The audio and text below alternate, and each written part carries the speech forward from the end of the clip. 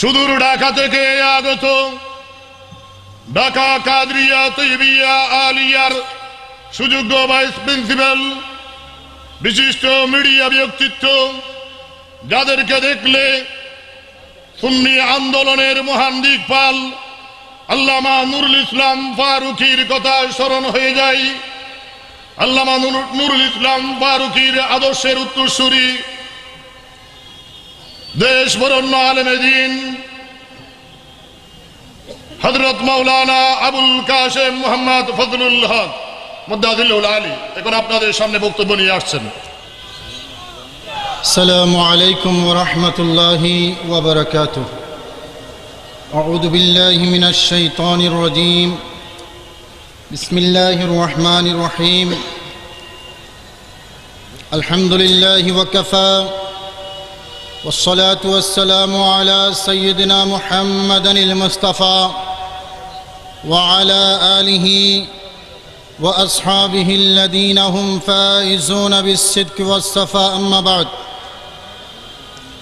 আহলে সুন্নাত সম্মেলন সংস্থা কর্তৃক আয়োজিত আজকের এই বিশাল আন্তর্জাতিক সুন্নি মহাসমাবেশের পরম শ্রদ্ধেয় সভাপতি, এদেশের আহলে সুন্নাত ওয়াল জামাতের অঙ্গনে শীর্ষস্থানীয় আলেমে দ্বীন, সর্বজন শ্রদ্ধেয়, আমাদের সকলের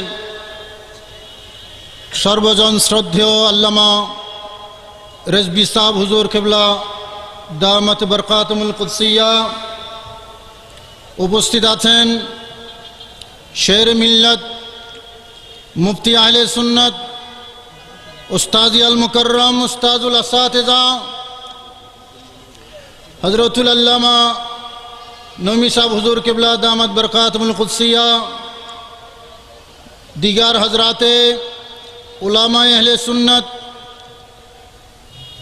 আহলে সুন্নাত সম্মেলন সংস্থার সম্মানিত আরাকিন হজরত, বিভিন্ন দরবারের সম্মানিত পীর মাশায়েখ বৃন্দ, বিভিন্ন মাদ্রাসা, বিভিন্ন প্রতিষ্ঠানের সম্মানিত অধ্যক্ষ এবং আসাতিজায়ে কেরাম,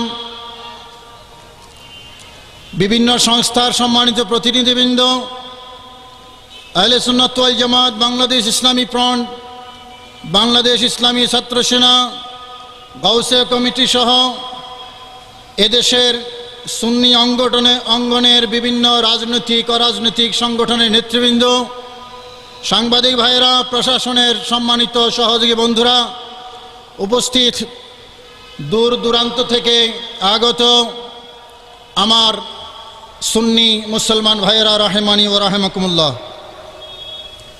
এবছরের এই সম্মেলন শুধু বাংলাদেশ নয়, বিশ্ব প্রেক্ষাপটে একটা জটিল সময়ে অনুষ্ঠিত হচ্ছে। কি বলেন, ঠিক কিনা?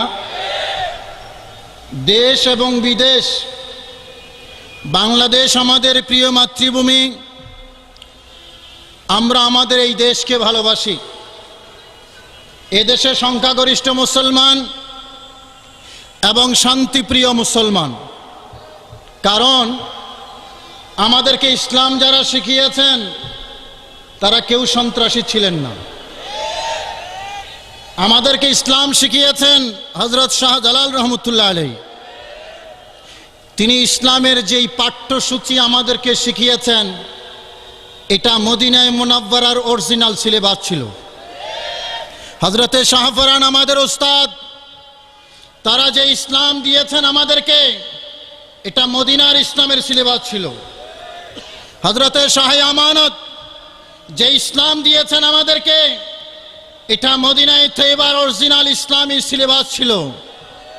হযরতে শরফুদ্দিন চিশতি, হযরতে শাহ আলী বগদাদি, হযরতে খানি জাহান আলী, হযরতে শাহিনশাহী সিরিকুট, মাইজবান্ডার দরবার শরীফের হযরতে মাশায়েখিন হযরত, যারা এই দেশে ইসলাম এনেছেন, ইসলামের যেই সিলেবাস আমাদেরকে দিয়েছেন, তারা ইসলামের যে শিক্ষা আমাদেরকে দিয়েছেন, ইসলামের যে পাঠ্যসূচি বাংলার মানুষের জন্য তারা নির্বাচন করেছেন, এটা কোনো ব্যক্তি বিশেষের তৈরি করা 500 বছর আগে মদিনার কামলিওয়ালা নবী মদিনা শরীফ থেকে যে ইসলামিক সিলেবাস মুসলমানদের জন্য দিয়েছেন, বাংলাদেশের পীর মাশায়েখ আমাদেরকে সেই সিলেবাসে ইসলামী শিক্ষা দিয়েছেন, ঠিক না ভাইয়ের আমার?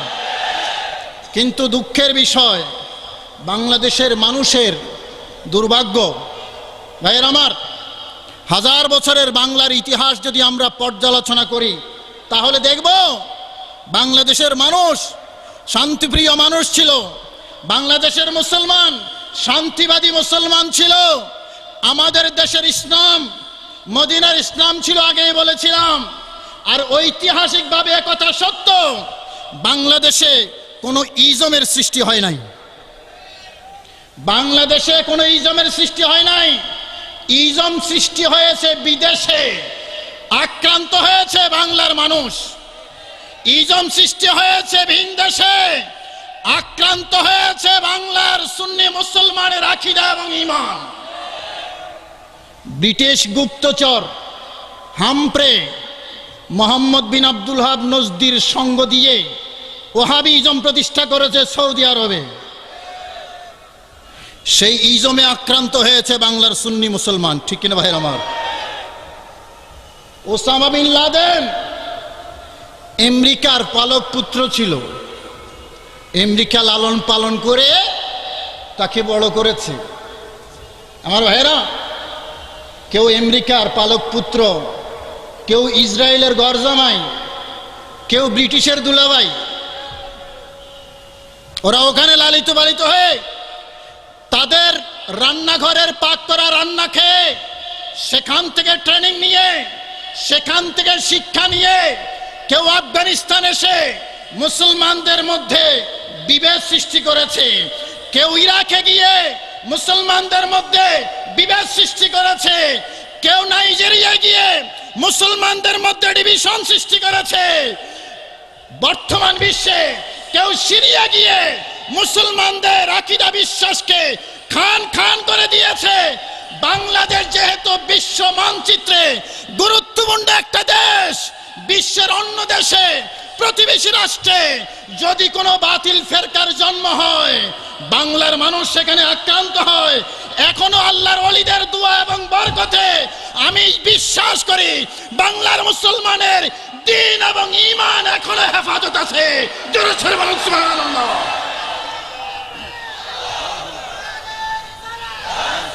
আমার ভাইরা,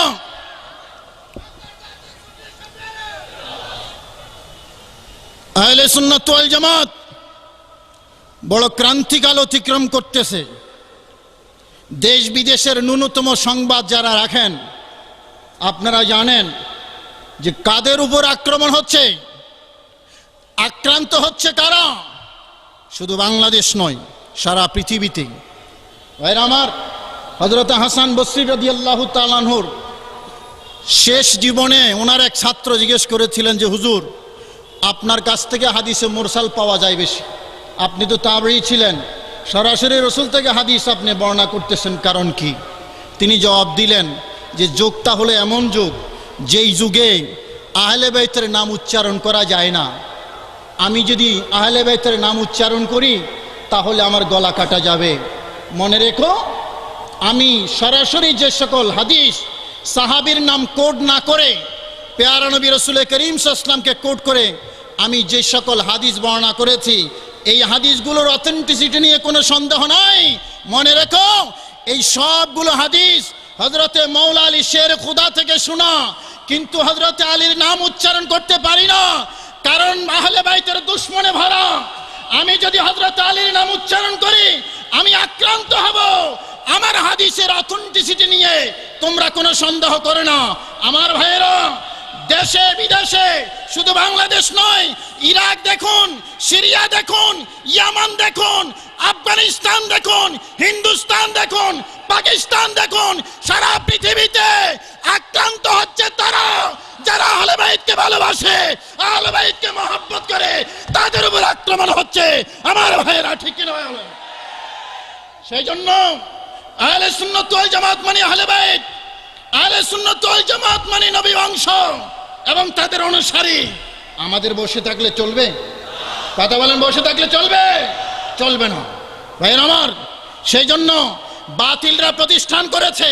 বাংলাদেশের কথাও যদি বলি, সেই চীনে অর্থনৈতিক বিপ্লব হচ্ছে ইন্ডাস্ট্রির মাধ্যমে। যে কোনো বিপ্লব এক একটা জিনিসের মাধ্যমে হয়। কোথাও তেলের মাধ্যমে অর্থনৈতিক বিপ্লব হয়, কোথাও ইন্ডাস্ট্রির মাধ্যমে অর্থনৈতিক বিপ্লব হয়। আমার ভাইয়েরা, শিক্ষারও একটা বিপ্লব আছে। কিন্তু একসময় বাগদাদ এবং স্পেনের মধ্যে শিক্ষা বিপ্লব হয়েছিল। বাংলাদেশে বাতিলদের বাতিল শিক্ষার বিপ্লব ঘটতে যাচ্ছে। আমাদের কারো অজানা নয়। ঘরে ঘরে, পাড়ায় পাড়ায়, মহল্লায় মহল্লায়, গ্রামে গঞ্জে তারা ব্যাঙের ছাতার মতো মাদ্রাসা করতেছে। বিদেশি অর্থায়নে বিরাট বিরাট বিল্ডিং করতেছে, বিদেশি অর্থায়নে মসজিদ করতেছে, ইমাম নিয়োগ দিতেছে বিদেশি টাকায়, মুয়াজ্জিন নিয়োগ দিতেছে বিদেশি টাকায়। এরা আহলে সুন্নাত ওয়াল জামাতের আকীদা বিশ্বাসের উপর আঘাত হানতেছে। ঠিক না ঠিক ভাইয়ের আমার? তো তারা যখন হাজার হাজার লাখো লাখো মাদ্রাসা করতেছে, আমাদের দায়িত্ব নাই সেদিকে মনোযোগ দেওয়ার? কি বলেন, দেওয়ার দরকার আছে কি না? আমার ভাইয়েরা, ভুলে যাবেন না, ঢাকা নয় শুধু, সারা বাংলাদেশে গ্রামে গঞ্জে যদি যান তাহলে দেখবেন তাদের ব্যাঙের ছাতার মতো মাদ্রাসা। এবং সেই মাদ্রাসার আশ্রয় নিয়ে আমি সরকারি একটা ট্রেনিংয়ে গিয়েছিলাম। একটু সময় নিচ্ছি জাস্ট উদাহরণের জন্য। ষষ্ঠ শ্রেণী থেকে দশম শ্রেণী পর্যন্ত মাদ্রাসার আকায়েদ এবং ফেকার বইগুলো আমি গুনাগার সহ 3 জনের লেখা বর্তমান মাদ্রাসার শিক্ষায়, ষষ্ঠ থেকে দশম পর্যন্ত। তো সেই ট্রেনিংয়ে, সরকারি এক ট্রেনিংয়ে গিয়েছিলাম। তো আমার এক কলিগ, সে বরিশাল একটা মাদ্রাসার ভাইস প্রিন্সিপাল, বলল, হুজুর আমি একটা কওমি মাদ্রাসায় মেয়ে ভর্তি করাইতে নিয়েছিলাম, মেয়ে। তো উদ্ভট এক শর্ত দিল আমাকে মেয়ে ভর্তি করানোর জন্য। বললাম কি? তো সেখান থেকে, প্রতিষ্ঠান থেকে শর্ত দিয়েছে যে আপনার মেয়ে ভর্তি করাবো আমার মাদ্রাসায়, ফি তো দিতে হবেই, বাকি আপনার 3 দিনের একটা চিল্লা লাগাইতে হবে। টাইটেল মাদ্রাসার ভাইস প্রিন্সিপাল ওনার মেয়ে ভর্তি করাইতে গেছে একটা মাদ্রাসায়, শর্ত হলো 3 দিনের একটা চিল্লা দিতে হবে এবং বাচ্চার মা প্রতি মাসে আমাদের তালিমি জলসায় আসতে হবে। কথা বুঝে নিয়েন, বাতিলরা কোথায় আছে? তারা শুধু মাদ্রাসা প্রতিষ্ঠা করে না, শুধু মাদ্রাসার ছাত্রকে পড়ায় না, তারা ওই রান্নাঘরের বুয়াকেও পড়ায়। রান্নাঘরে যেই বুয়া কাজ করে, আমার এই কথাটা মনোযোগ দিয়ে শুনবেন, তারা রান্নাঘরের বুয়াকেও টার্গেট করে। তাদের আকীদা বিশ্বাস নিয়ে তারা যখন রান্নাঘরে পৌঁছে গেছে, বাংলার রান্নাঘরে বাতিলরা, সেই জায়গায় আহলে সুন্নাত ওয়াল জামাতের উলামায়ে কেরাম, পীর মাশায়েখ, জনগণ, আমাদের হাত গুটিয়ে বসে থাকার সময় আছে?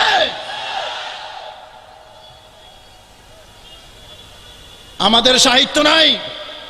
মাদ্রাসার সিলেবাসে যে সকল বই পড়ানো হয়, গাইড বই বলেন, বাংলা অনুবাদ বলেন, সব বাতিলদের।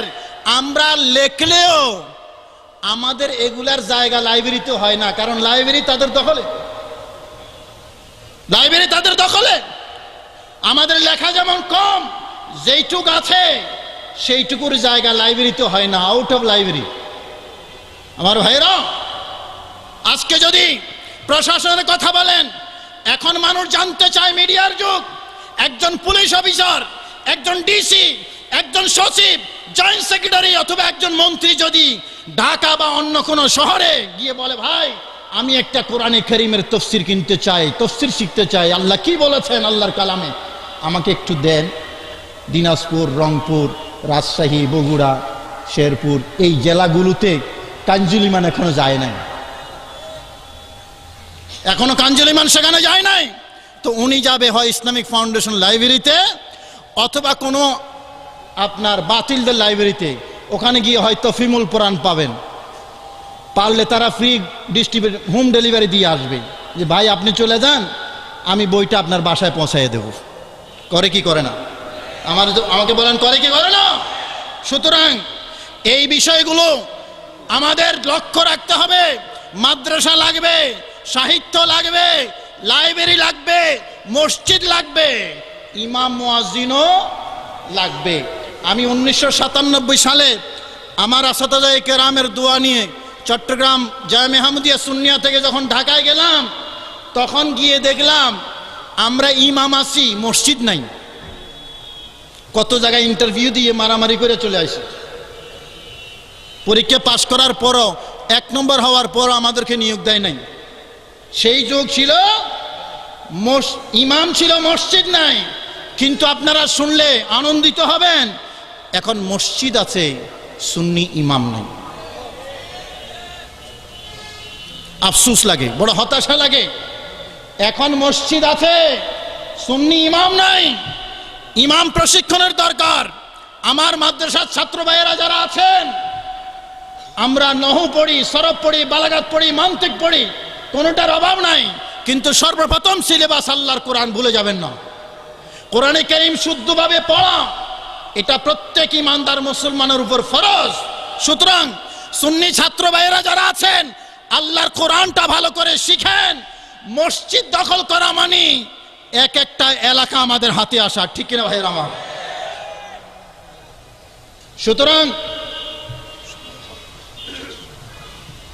সুতরাং আমাদের সারা বাংলাদেশের লক্ষ লক্ষ মসজিদ, সেই মসজিদগুলোতে আমার ইমাম মুয়াজ্জিন লাগবে আমার ভাইয়েরা। আর দাওয়াতি কাজের কথা যদি বলি, তাহলে প্রায় শূন্যের কোঠায়। আমরা মানুষের কাছে দ্বীনি দাওয়াত নিয়ে যাই না, মানুষের ঘরে ঘরে যাই না। সেই রকম একটা দাওয়াতি কার্যক্রম আমাদের শুরু করা দরকার। কারণ আগেই বলেছি, বাতিলরা চলে গেছে দাওয়াতি কাজ নিয়ে রান্না ঘরে। আমরা মাঠে ময়দানে মাঝে মধ্যে পাওয়া যায়, আমাদেরকে খুঁজে, মাঝে মধ্যে আমাদেরকে খুঁজে পাওয়া যায়। তো মনে রাখবেন, এই সুন্নি মহাসম্মেলন, এখানে কর্মসূচি দেওয়া হবে, বাস্তবায়ন হবে নিজের এলাকায়। এটা শেষ নয়। এখান থেকে গিয়ে গরমকালে ল্যাব গায়ে দিয়ে ঘুম যাওয়ার কোনো কারণ নাই। আমার ওস্তাদ আশরাফুজ্জামান আল কাদির সাহেব হুজুর যেমনটি বলেছেন যে ত্যাগ লাগবে, জীবনের ত্যাগও লাগবে, সম্পদের ত্যাগও লাগবে। মনে রাখবেন, আজকে চারদিক থেকে আমাদের উপর আক্রমণ। একসময় তারা মিডিয়া দিয়ে চেষ্টা করেছিল। আমার বন্ধুবর আল্লামা নুরুল ইসলাম ফারুকী রহমতুল্লাহ আলাইহি, তাদের এই 24টা টেলিভিশনের অপপ্রচার একাই প্রতিরোধ করে দিয়েছিল, শুধু একটা কাফেলা অনুষ্ঠান দিয়ে। একটা অনুষ্ঠানে কি হয় তার জ্বলন্ত উদাহরণ কাফেলা। একজন মানুষ দিয়ে কি সম্ভব তার জ্বলন্ত উদাহরণ নুরুল ইসলাম ফারুকী। একজন দিয়ে কি হয় তার জ্বলন্ত উদাহরণ শেরে বাংলা। একজন কি করতে পারে তার জ্বলন্ত উদাহরণ আলা হযরত আজিমুল বরকত শাহ আহমদ রেজা খান সাহেব বেরলভী। সুতরাং মন ছোট করার কোনো কারণ নেই। যে সকল জেলায় এতদিন সুন্নিয়তের মাহফিল হতো না, সেখানে মাহফিল হচ্ছে। যে সকল এলাকায় আগে সুন্নিয়ত বুঝতো না, সেখানে সুন্নিয়তের প্রতিষ্ঠান হচ্ছে। যে সকল জায়গায় সুন্নিয়তের সংগঠন ছিল না, সেখানে সুন্নিয়তের সংগঠন চলে গেছে। তবে একথা ভুলে যাবেন না, বাংলাদেশের রাজধানী ঢাকা, বাংলাদেশের আহলে সুন্নাত ওয়াল জামাতের রাজধানী কিন্তু চট্টগ্রাম। সুতরাং রাজধানীর নেতৃত্ব দিচ্ছেন আপনারা। আমি সগৌরবে সে কথাটা বলি, আমার বাড়ি চট্টগ্রাম নয়, কিন্তু আমি অকপটে স্বীকার করি যে বাংলাদেশের আহলে সুন্নাত ওয়াল জামাতের রাজধানী চট্টগ্রাম।